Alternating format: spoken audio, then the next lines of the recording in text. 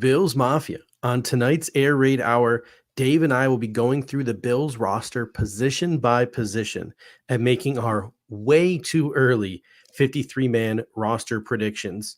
But first,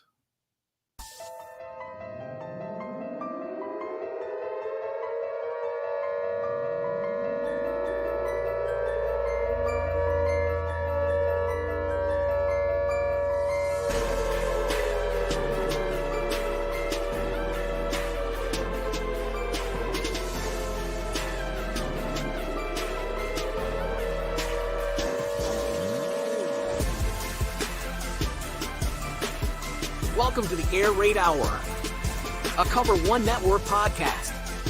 Here are your hosts, Judge Mathis and Tilt Money.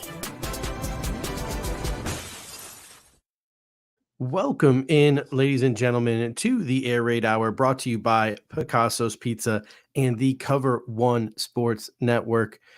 As always, joined by my co-host, Dave Tilton, and tonight we are breaking down the Buffalo Bills 53-man roster. Who's going to make it? Who's not?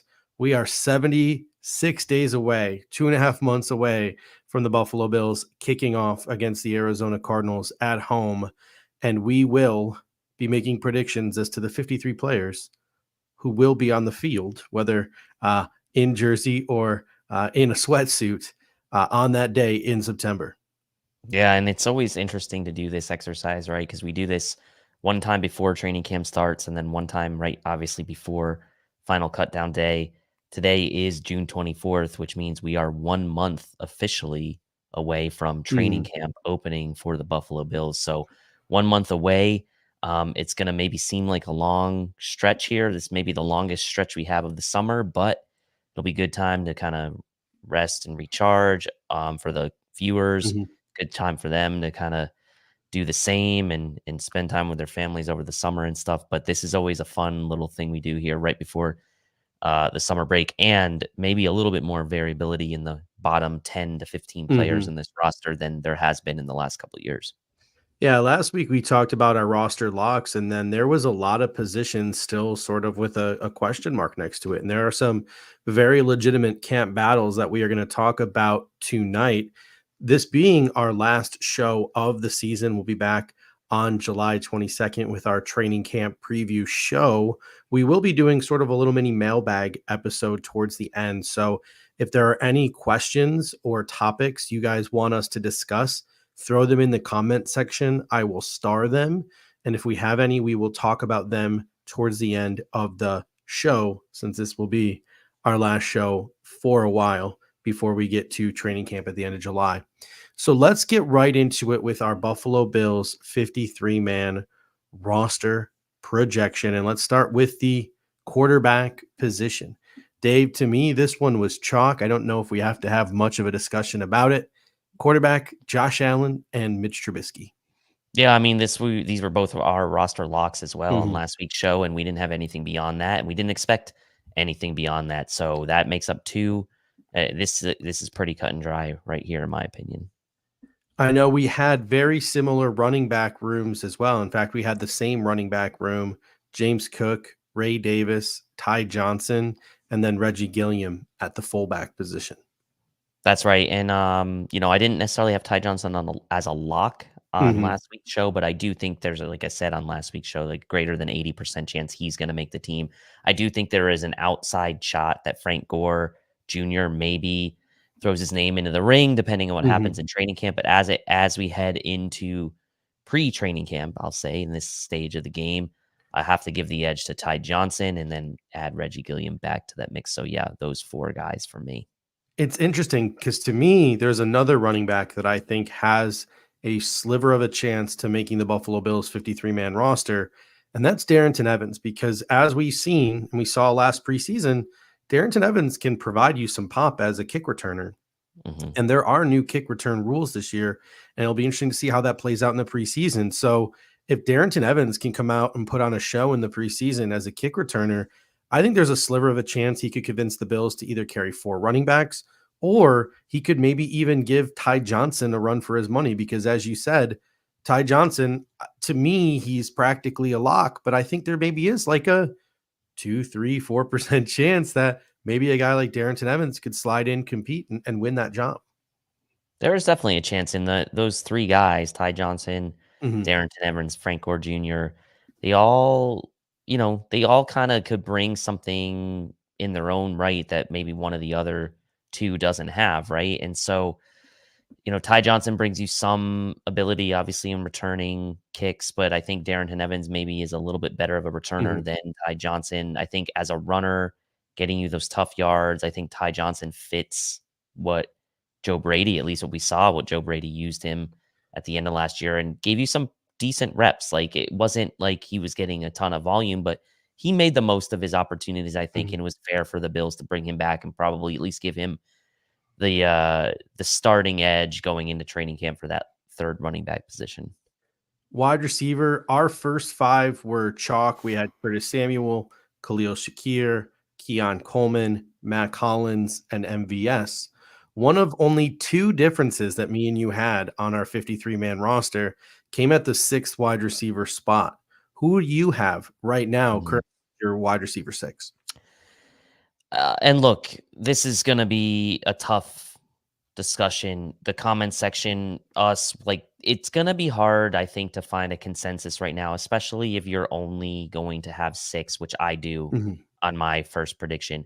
As of right now, I am putting Chase Claypool as the sixth wide receiver. And the reason I'm doing that is because before training camp, I am sort of erring on the side of the upside and the talent, right? Mhm. And the the flashes we've seen at the NFL level from Chase Claypool that we haven't seen, in fairness, from Justin Shorter because he had injury and was not Mhm. really.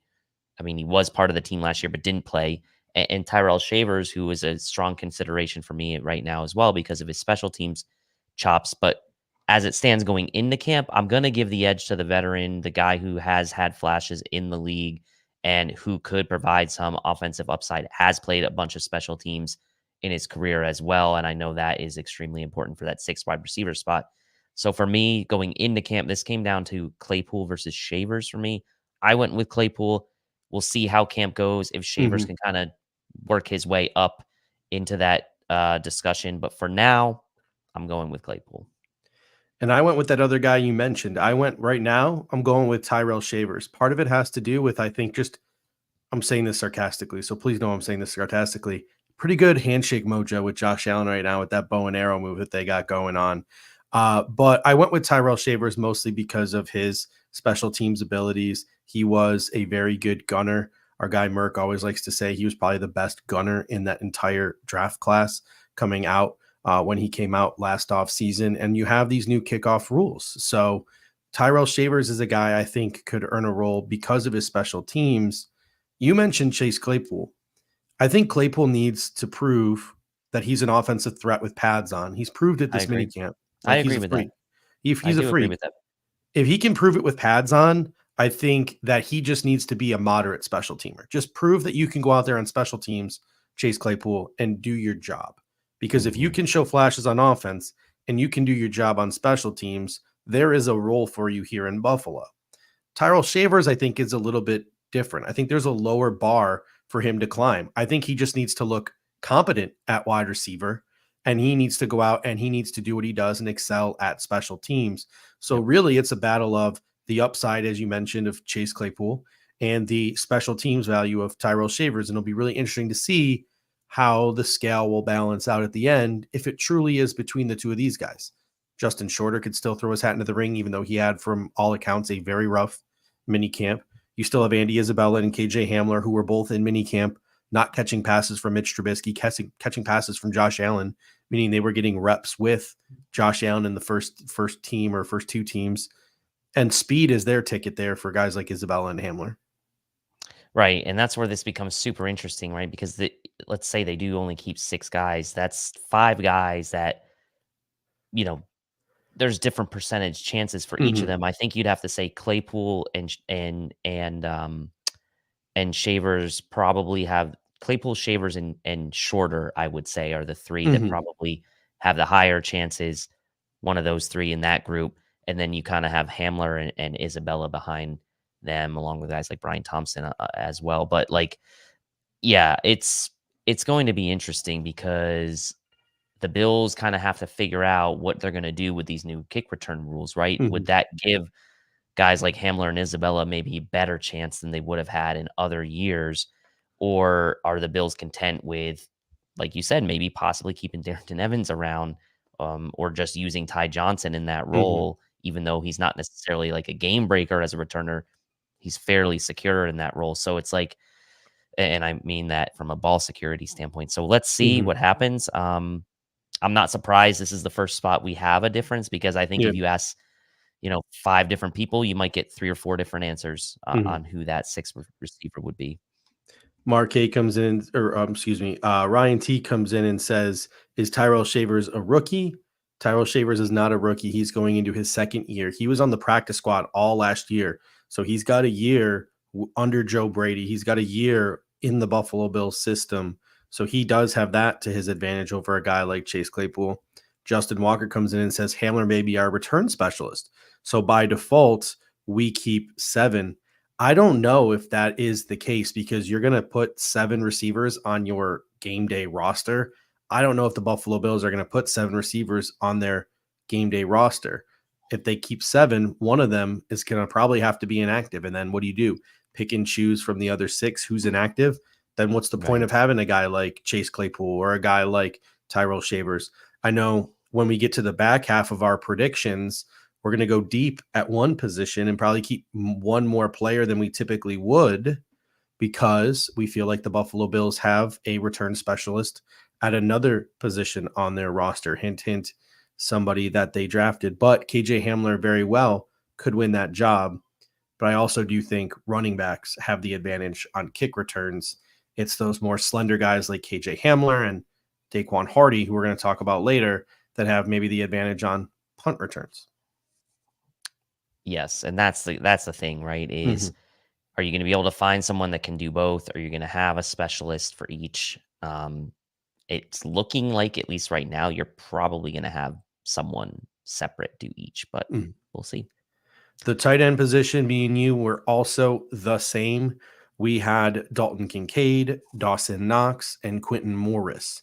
I think if there Mhm. was one ruffle here, we mentioned this on previous shows. I think there's maybe a 5% chance a guy like Trey McKitty, a former third round pick, could come in, could ball out, could give Quentin Morris, who's going into the last year of his contract, a little bit of competition. But for now, these 3 guys stay chalk from last season. Yeah, I think there's a decent chance Trey McKitty maybe can push Quentin Morris a bit, but given Quentin Morris's experience in the system, Mhm. he has made a couple, not necessarily a high volume guy, obviously, but he's made a couple big catches throughout his career, from Josh Allen, and Josh Allen trusts him as well. Mhm. So there's something to be said about that. So for now, it's got to be Quentin Morris. Offensive line, we also took the same 9 guys. We kept 9. 9 guys along the offensive line.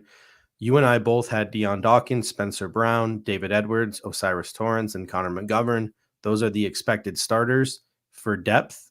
Left tackle Ryan Vandemark, interior offensive lineman Alec Anderson, who can maybe play a little bit of tackle. Cedric Van Pran Granger, the interior offensive lineman, who's mostly a center. And then both of us went Lyle Collins, the veteran, with our last pick.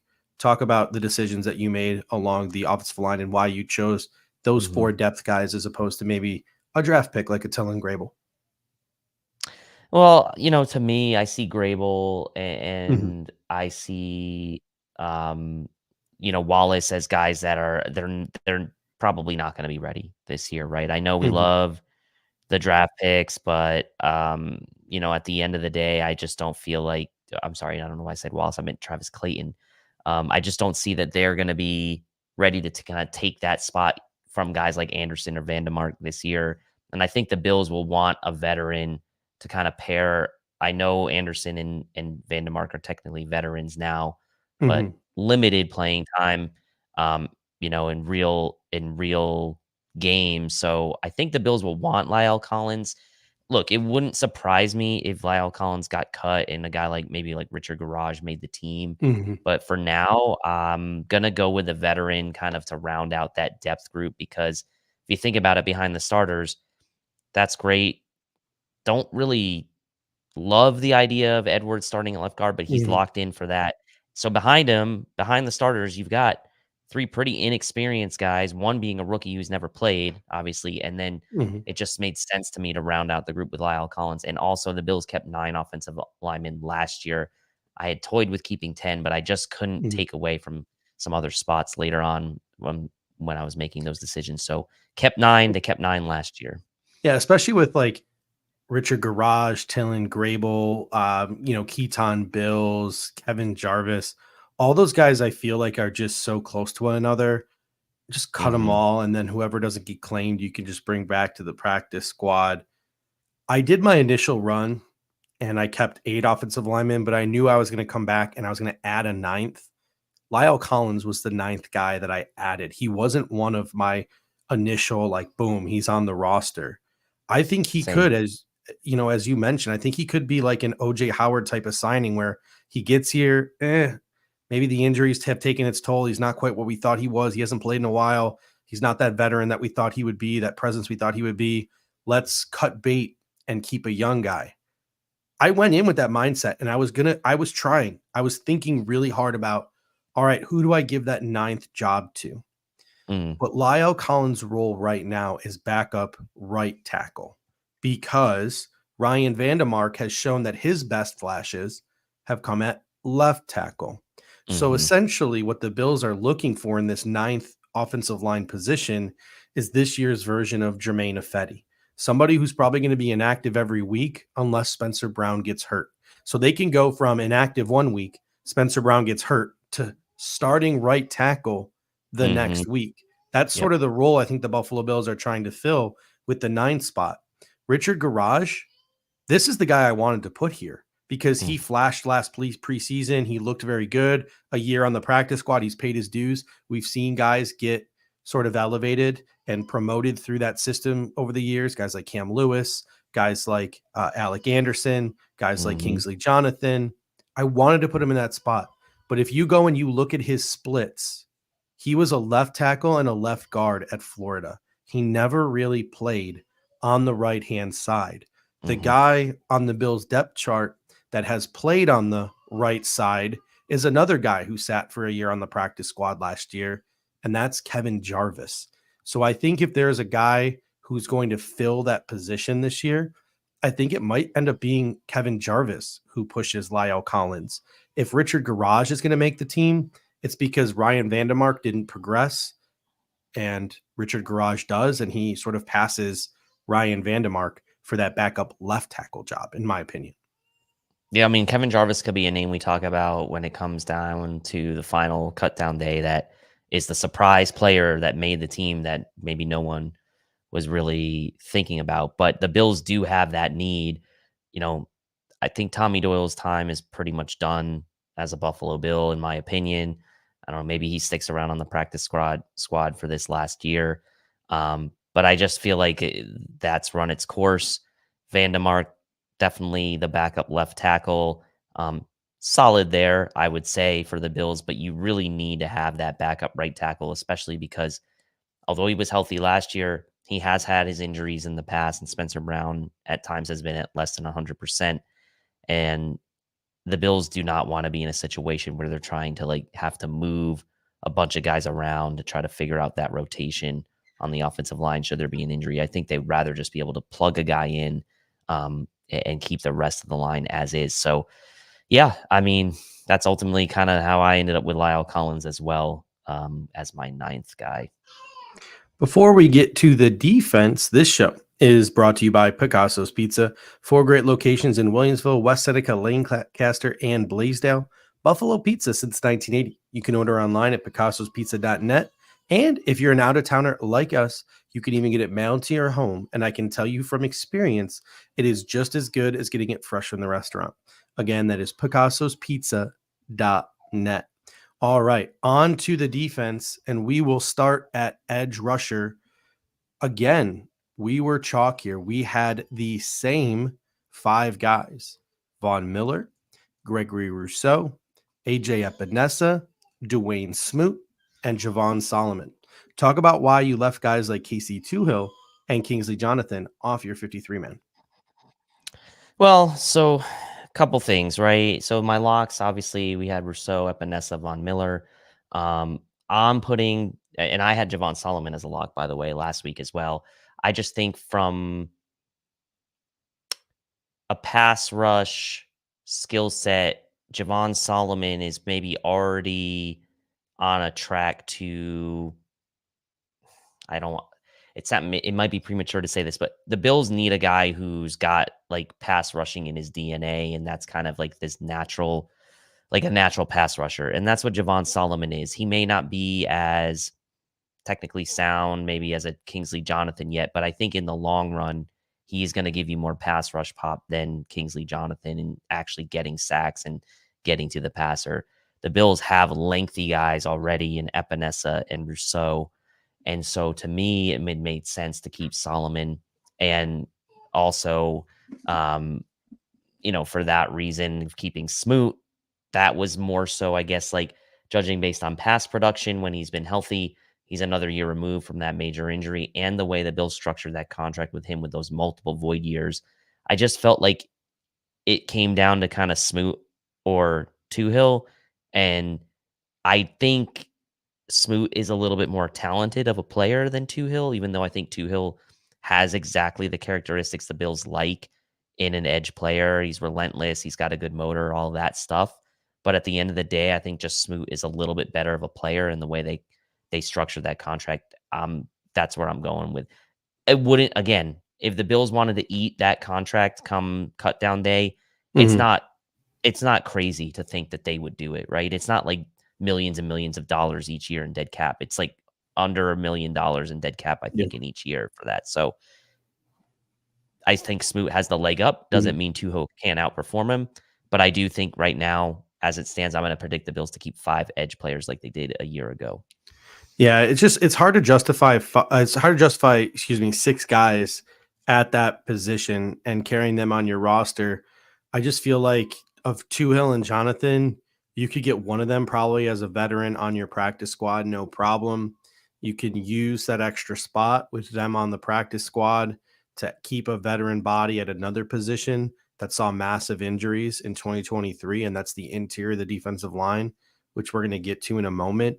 But I think between Gregory Rousseau, AJ Epinesa, you got your early down guys. Dwayne Smoot can do a little bit of both, early down, late down. Von Miller posting videos, looking pretty darn good. He posted a video today of him working out. Maybe we see the Von Miller old, or the shades of the Von Miller of old, and he can give you a real impact player on passing downs this season. And then Javon Solomon, as you mentioned, he gives you that pass rush pop that just really, I just don't think guys like Casey Tuhill and Kingsley Jonathan have. It's really exciting to have another bendy type of guy like Von Miller. It's hard to sacrifice a guy like that to the waiver wire and think that you could possibly lose him as well. So I think Javon Solomon in that 5 spot, that's where he, as you and I both mentioned, lands. On the defensive interior, we both kept 5 there as well. So we're keeping a total of 10 defensive linemen. That's Ed right. Oliver, Daquan Jones, Austin Johnson, Dwayne Carter, and Deshaun Williams. Explain your rationale for keeping 5 there.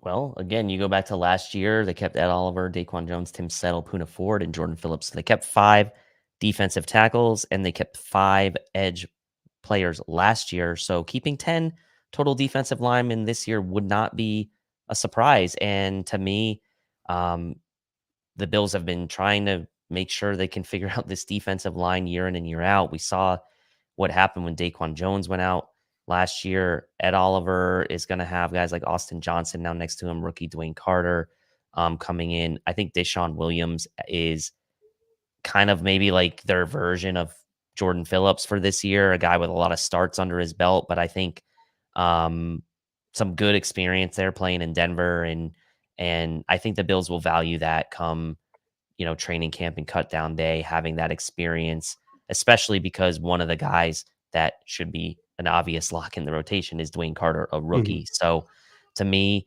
I think Deshaun Williams does make it, and I think the Bills really want to solidify that defensive line.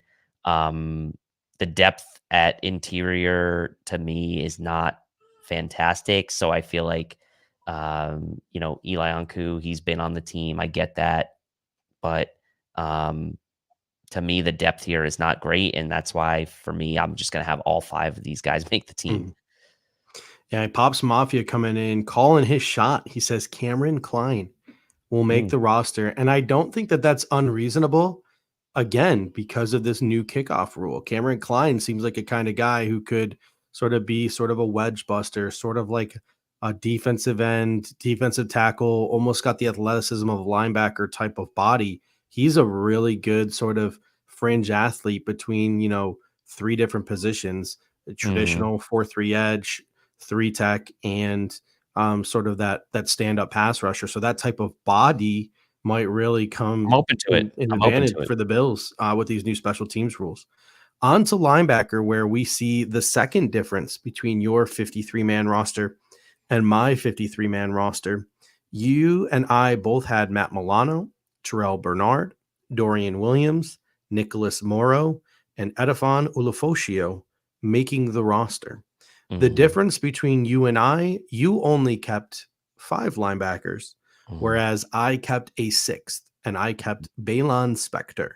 I think the raw ability is there. We have seen it. If he can stay on the field throughout training camp and throughout preseason, I think that will secure him one of the last spots on this roster. I think Deion Jones battles for it, but he's a guy you could probably earmark for a veteran practice squad role. I went with Balon Spector here. Did injuries play a role in your decision to keep him off the 53-man, or was it something else?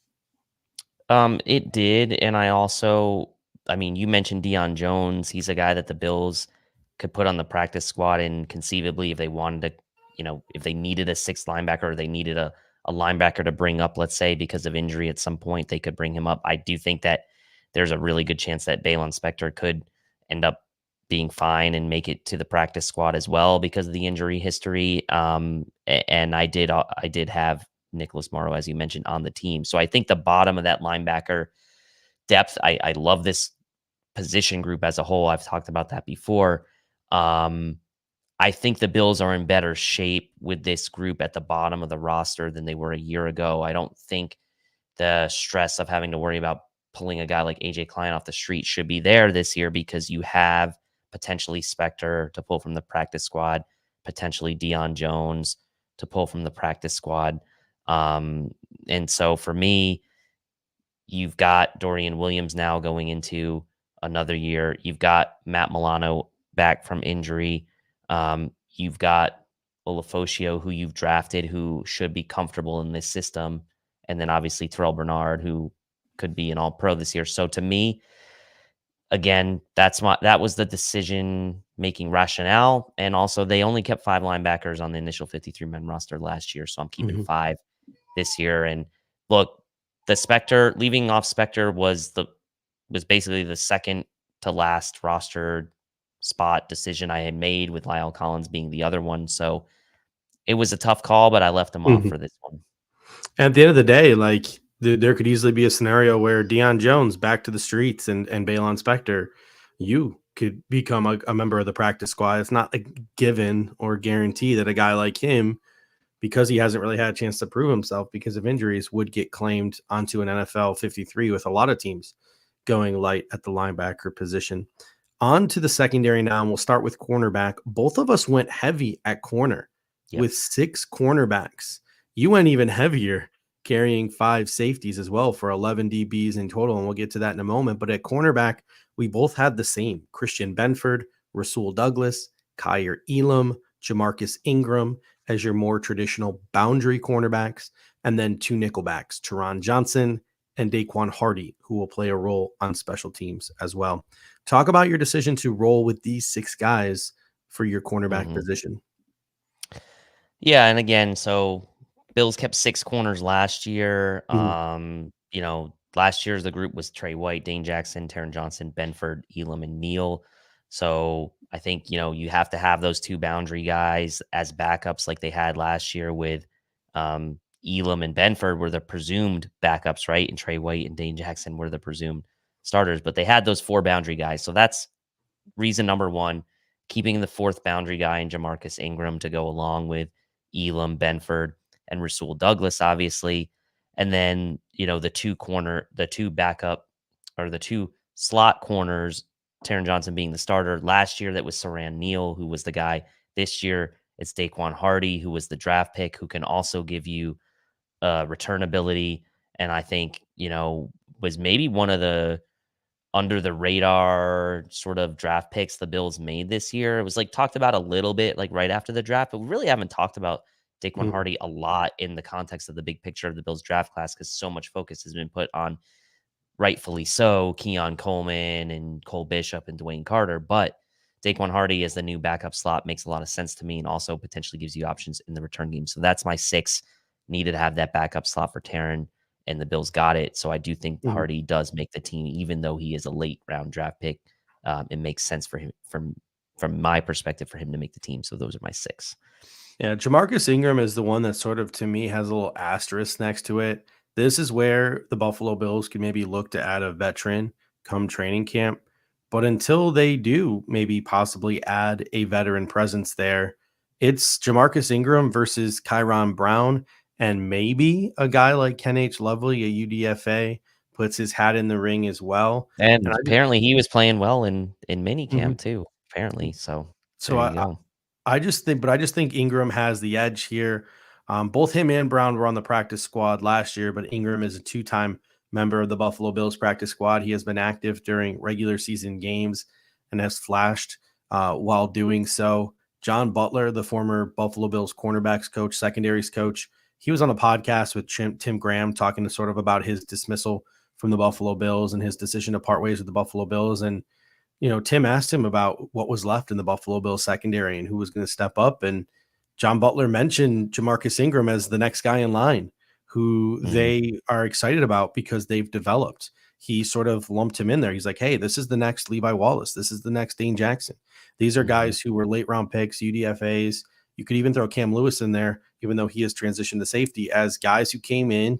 They impressed us. They did their development on the practice squad, and now it's their time to step into a roster spot. So, yes, there is a chance the Buffalo Bills could add a veteran there, but I'm kind of nervous slash excited to let a younger guy just roll because the ceiling is much higher with a guy like Jamarcus Ingram than maybe some 33-year-old dude they could sign off the street.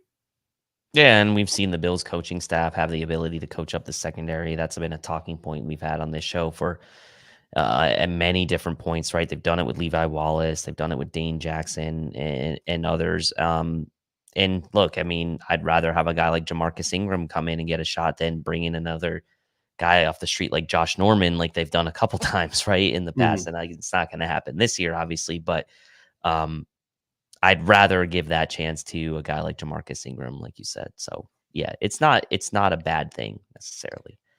To round out the secondary, we'll move now to the safety position. You and I had the same first 4: Taylor Rapp, Mike Edwards, Cole Bishop, Cam Lewis, but you kept a 5th safety for a total of 11 DBs. You kept DeMar Hamlin. Talk Mhm. about your decision to keep DeMar Hamlin and keep 11 defensive backs. Yeah, so part of my rationale was looking at history and seeing how the Bills did keep 5 safeties last year with Hyde, Poyer, Rapp, Hamlin, and Cam Lewis. This year, again, I'm going with the 11 DBs. I think for me in uh, the final roster spots came down to Balon Spector versus DeMar Hamlin. Mhm. Ultimately, I gave the edge to Hamlin. I think the reason I gave the edge to Hamlin was because of the reports of him playing well, obviously in OTAs and minicamp, but also because the safety position is in flux right now. And I know that Hamlin's not necessarily going to be taking the reins per se of a starting spot, but having a little bit of stability in that position that's going through a bit of turnover, I think, coupled with the fact that it's been reported that he has been playing well in a pinch, can play both the back end and in the box, even though ideally he's better suited probably towards the box. Mhm. I kept him because I thought just he would bring a little bit more value defensively to the team than Balon Spector would. And that it was narrow margins, right? Mhm. But ultimately that's why I decided to keep him. And this is where it gets interesting too, because I think Damar Hamlin is one of those guys that could really affect other people's roster spots, as you sort of mentioned, because he's had a really good mini camp. And if he carries that over into training camp and the Buffalo Bills feel like they want to keep him, and Cam Lewis, who got a 2-year deal and he's nickel safety versatile, maybe even can play a little bit of boundary. The Bills love Cam Lewis. They love his special teams ability. They're probably not going to want to get rid of Cam Lewis. That means 5 safeties. Is Daquan Hardy cutting it at kick returner? Maybe they try to get Daquan Hardy onto the practice squad and use somebody else as a kick returner. Does it knock Balon Spector off? Do the Bills make the decision to carry, 6 corners, 5 safeties, and only 5 wide receivers, and Tyrell Shavers and Chase Claypool get knocked off because they feel like these safeties can do these special teams things, and those other wide receivers they can get on the practice squad, and they don't need to carry them on the active roster. Damar Hamlin is one of those guys where if he makes this team, there's a ripple effect at multiple other positions. So that's one to really keep an eye out in training camp. Exactly. And I mean, it's pretty wild because, like, at the end of the day, you and I did not share this with each other until we were finalized with each of ours. And so to only be 2 different, when going from the lock show where you, I think, only had 37 and I had 41. So still, like, 16 to 12 to 16 guys still to come through for us to kind of still land pretty much on the same 51, and then the last 2 or 3 different. Like, it's pretty telling. I think that there is some, maybe not locks like we had, but there are some pretty strong inclinations of, like, maybe the top 47 to 48, 49 guys that'll make this team.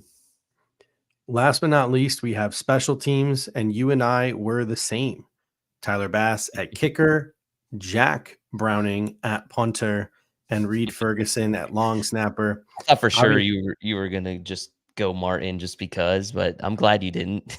And the Buffalo Bills made the decision to keep Sam Martin when they could have cut him a long time ago this offseason and not guaranteed his contract. They guarantee his contract, so they will be eating a little bit if they do, in fact, cut him. But Jack Browning, a UDFA punter, there are some negatives to his game, right? He did not have a very good hang time in college, and hang time is kind of important to the whole punting thing.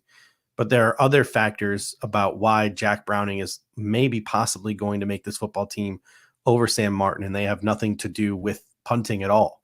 Talk about that a little bit. Yeah, the holding, right? And the reports out of the OTAs and minicamp were that Tyler Bass was kicking much better with Jack Browning as his holder. I guess it comes down to the Bills. Like, yes, they guaranteed Sam Martin's contract, but they're clearly not long for Sam Martin as they brought in Matt Hawk and then obviously signed Jack Browning. Minimal dollars being invested in Jack Browning. So maybe the Bills would be willing to eat dollars on Sam Martin because they're basically spending the minimum on Jack Browning. So I think when it comes down to what is more important to me when it comes to the punter, hang time or for the ability to hold and for my kicker to make more kicks, I'm going to take the holding, I think, for this Bills team, right? Maybe for another team who's really a grinded out possession type team, needs to win field position a ton to win games. Maybe you would take the hang time, but again, like that type of team would still need a guy that can make field goals if they're in a kind of field position type of game. So I went Browning. I think for me, it's just like, look, why not at this stage in the off season, right? And let's mix it up a little bit. And like, I mean, is someone really going to get mad that I picked Jack Browning as a 53-man roster? They'd probably be mad if you pick Sam Martin. So. In June before training camp starts, probably not, right? So it's all good. And you also have the kickoff aspect too, where Jack Browning also can kick, so he can be the one who takes the kickoffs for the Buffalo Bills. Sort of risk him to injury as opposed to risking Tyler Bass to injury now that kickers might be a little bit more involved with these new kickoff rules. So that will do it for our 53-man roster projection. We were pretty much chalk the entire way. The only 2 differences, I had Balon Spector making the 53-man roster and Damar Hamlin getting cut. You had Damar Hamlin making the 53-man roster, Balon Spector getting cut.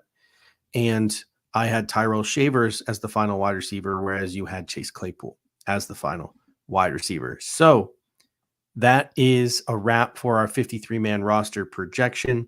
As I said, we're going to take a couple of questions from people in the comment section. So if you have any topics maybe over the last couple of minutes you want to talk about here, we can talk about those. I started a couple of things from the comment section earlier that I want to discuss this evening, but I also have something I want to get off my chest with the comment section before we do get started. Not a single person has pointed out my Naaman Roosevelt nameplate, and that makes me sad. This is from his actual locker during his time with the Buffalo Bills. Our buddy Fabili, right, used to work at David Adams Card World, and he pulled this out of sort of the junk heap, and he gifted it to me, and I finally figured out a place to display prominently my Naaman Roosevelt nameplate. Me being a UB alum, this is very important to me. So a little disappointed no one in the live chat pointed that out this evening, but I will forgive you. And we'll move on to Mike Malley Guitar's comment here. He says the Bills killed this draft. And I think one of the focuses when we were talking about our 53-man roster, Dave, was keeping these rookies, not risking them to the waiver wire like the Jack Andersons of the world and the Rashad Wild Gooses of the world.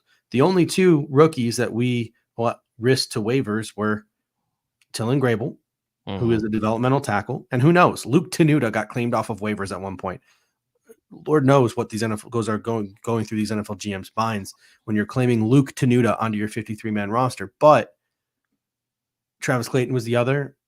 He's earmarked for that sort of international position where he doesn't count for a roster spot unless a team wants to put him on a 53-man roster, and they won't want to. So that was a focus for us because the Bills got some really nice, young, exciting talent. The youth movement is real.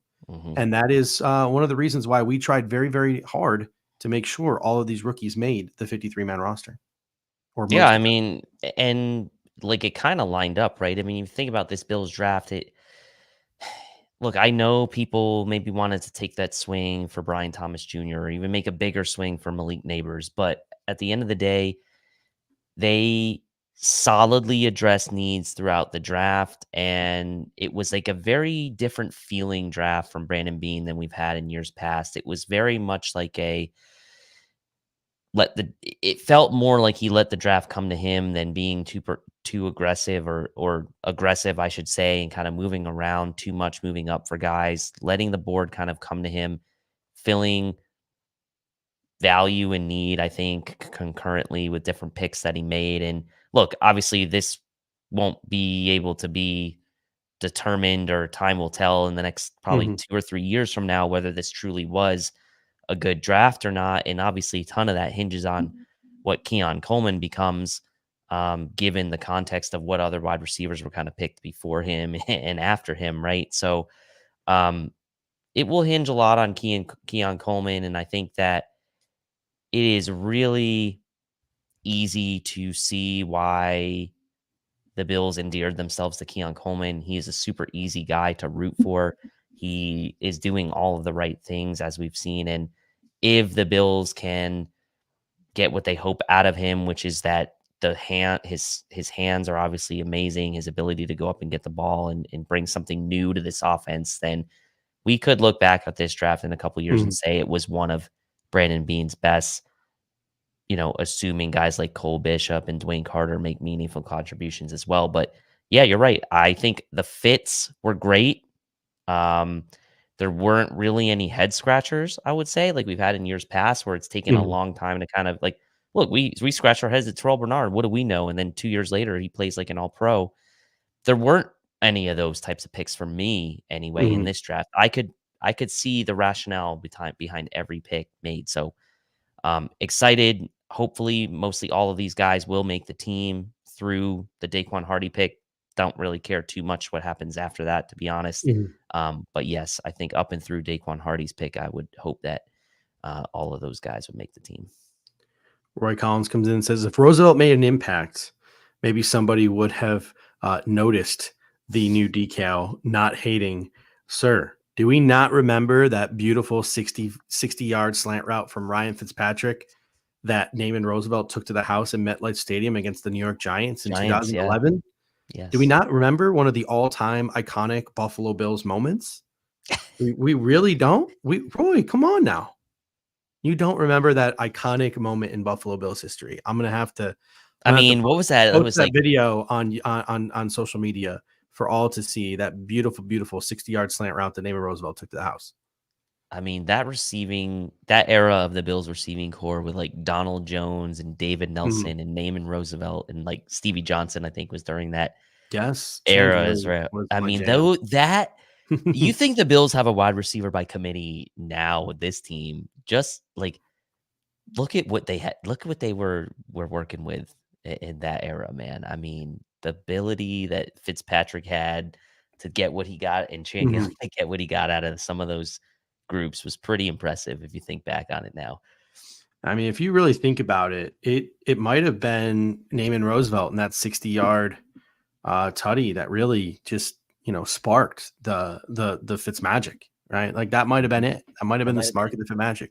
I might be off by a year. It might have been 2010 that he started to pop off, but um, that is not neither here nor there. Nothing but Naaman Roosevelt love on the podcast here. So I got one more thing starred, and that is Kebby coming in saying, "Can y'all please do an episode on what we can do with the $11 million that we have currently under the salary cap?" And we won't do an episode, Kebby, but we will talk about it here right now. Dave, this Mm. $11 million, you willing to spend some of it? And if so, what's maybe, I know you probably haven't looked at the free agent list in a Mhm. while, but a position that comes in mind, or even a player that might come in mind for how we could spend that $11 million that the Buffalo Bills do so try to spend it. I mean, there's a lot of chatter out there about a Mhm. guy like Justin Simmons still. Um, I mean, would the Bills be willing to go out and do something like that uh, after they went out and drafted Cole Bishop and they signed Mike Edwards? Like, I think for me, that would be interesting if we maybe be interested Mhm. in signing Justin Simmons to a multi-year deal, knowing that Mike Edwards is only here on 1 year, and then maybe your safety tandem of the future becomes Justin Simmons at the free and Cole Bishop at the strong. That's Mhm. pretty intriguing to me if that's something the Bills would be interested in. And then obviously you could still have Taylor Rapp as your third safety going beyond 2024. But again, with Mike Edwards here for only 1 year, that could be quite an interesting move. Corner, I know you mentioned when we were talking about the corner position, but I do think the Bills would probably be fairly comfortable going into the season with Douglas Elam, Benford, and Jamarcus Ingram. So, yeah, maybe they'll kick the tires on a veteran corner. They've done that in the past with guys like Josh Norman, like I mentioned before, but like that doesn't really Mhm. get the juices flowing for me because I don't think anyone's going to come in and like start over Benford or Douglas. So then what are you bringing them in for as like, I guess, a veteran presence? But the only reason I could see them doing that is if they really just didn't trust the young guys in Elam and Jamarcus Ingram to be backups, which if you're not going to trust your young guys to be backups, what are you going to trust them for? So um, to me, I think that Justin Simmons could be an Mhm. interesting name, and it's been floated around in the beginning parts of free agency. He's still a free agent, probably waiting for some injury to happen in training camp, I'm sure. But the longer time goes on, the more that the dollars become probably reasonable for a team like the Bills. And if they wanted to use some of that 11 million, I'm sure they could structure it to a way where the first year cap hit would be, lower 5, 6, 7 million. Yeah, we got Ryan T coming in saying, "Hey, the best way might just be to spend it might be just to carry it over, because you can roll over your money from year to year, so you can roll that $11 million into next year if you don't have to." Just the tip of the canoe comes in with another great comment. He says, "Save it for a mid-season emergency. If we don't touch it, maybe it can use for potentially extending Spencer Brown or another player. Our draft pool is stacked next year, or if there's an injury, we need to make a Hmm. trade for a player. You Yep. have that." Roy Yep. Collins makes a great comment. Practice squad costs about 3.5 million, so it's really not an $11 million expenditure. Yeah, veteran cornerback, I mean, might be the thing, but like I said, I'm excited about Jamarcus Ingram. I have a Naaman Roosevelt nameplate, so obviously any UB guy, I'm going to support. But Adoree Jackson, I think, is still sitting out there, right? That's a veteran corner. That's a guy with return experience. So maybe a guy like Adoree Jackson could spark the Buffalo Bills' interest. Just played for a couple of years under Joe Shane, who used to be in Buffalo. So maybe Brandon Beane can go give Joe Shane a call and talk about Adoree Jackson. I don't know, Dave. It looks like maybe you might be Googling Adoree Jackson. I'm not He's a sure. free agent. Yeah, he's a He free is a agent. free Still only agent. So, 28. Has return ability, so that's mhm. interesting. That could So be an interesting name. that's an interesting name as well. And then one last comment here from Jessica Tennis. She comes in and says, Judge, the Bills kept 4 cornerbacks all last year. If you're keeping Hardy for special teams, I'd rather have a 7th wide receiver who plays strictly special teams. The issue is you're keeping Hardy specifically to be your punt returner. What wide receiver is giving you the punt returner flex? Like if Daquan Hardy's not our punt returner, who's our punt returner? Is it KJ Hamler? Is it Andy Isabella? Is it Khalil Shakir? Like, I'm struggling. I just talked about Adoree Jackson. Maybe go out and get Adoree Jackson. I'm struggling to think. We put all this focus on the kick returning because of the new kick returning rules. But if Daquan Hardy's not the punt returner, who's the punt returner? Mhm. I mean, probably people aren't going to want to hear this, but it's probably Khalil Shakir right now, right? I mean, Curtis like, Samuel, maybe. yeah, but I don't think you're going to put your biggest free agent signing as your punt Mhm. returner, right? I think like as much as Khalil Shakir kind of popped at the end of the last year, he's still going to be. Mhm. I mean, look, it's a committee thing, right? You're going to have to feed Samuel. You're going to have Kincaid, Coleman. You're going to want targets, Cook out of the backfield. You're still going to have Knox involved. So, like, Shakir could conceivably be the punt returner if it's not Hardy.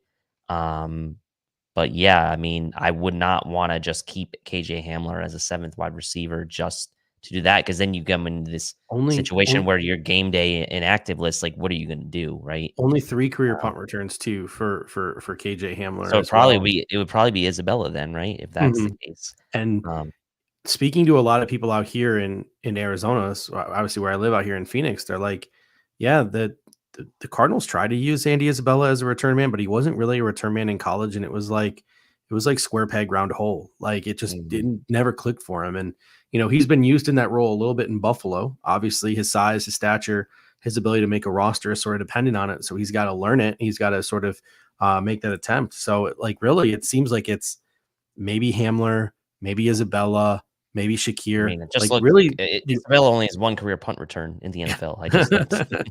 So, so Daquan Hardy really like I don't really see much competition for him at the punt there's return not a spot. lot. There's not a Pops lot. Mafia says Micah Hyde. I don't know if he's going back to the free agent conversation or he's talking about punt returns because Micah Hyde Maybe both. has been a punt catcher in his career for the Buffalo Bills, kind of like Chris Watson was back in the day. But Micah Hyde, if the Bills do to make the decision to re-sign Micah Hyde, I don't know. Taylor Rapp, Mike Edwards, I like to see them play. Cole Bishop, I want to see him on the field. I like Cam Lewis. That's why I was kind of hesitant. I used to be all in on Justin Simmons. Now I'm a little hesitant. Micah Hyde, same thing. And with that neck injury, you're certainly, if you're referring Pops to putting Micah Hyde out there to return punts, I don't think that's a good idea with his. Did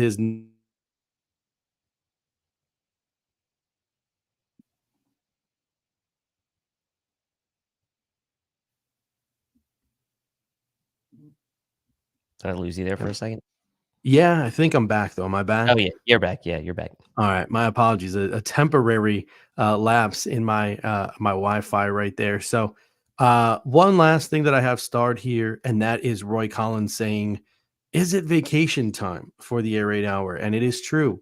We are taking our annual summer hibernation over the next couple of weeks. We will be returning July 22nd, right before the start of training camp, with our annual training camp preview show. But Dave, we were just talking about before the show started, 5 years now in the books we have been a podcast.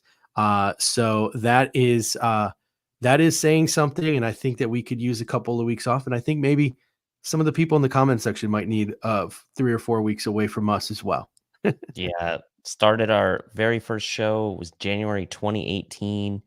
So we're at really 5.5 years, if you think about Mhm. it, of doing this. Started out just recording on our phones in the very beginning, Mhm. and like now, I mean, 5.5 years later, it's a pretty good run, man. And I appreciate you, as I said before we came on, appreciate the comment section. A lot of these people have been with us for a really long time. I know Jessica's in the comments section, Roy, Pops, and many other people who obviously have followed us, even going back to our days before we were even with Fanatics. So we appreciate all of you and appreciate you letting us have this little break as we kind of ramp up for training camp and the season starting again, which is kind of just crazy to me that it's already kind of on the horizon now.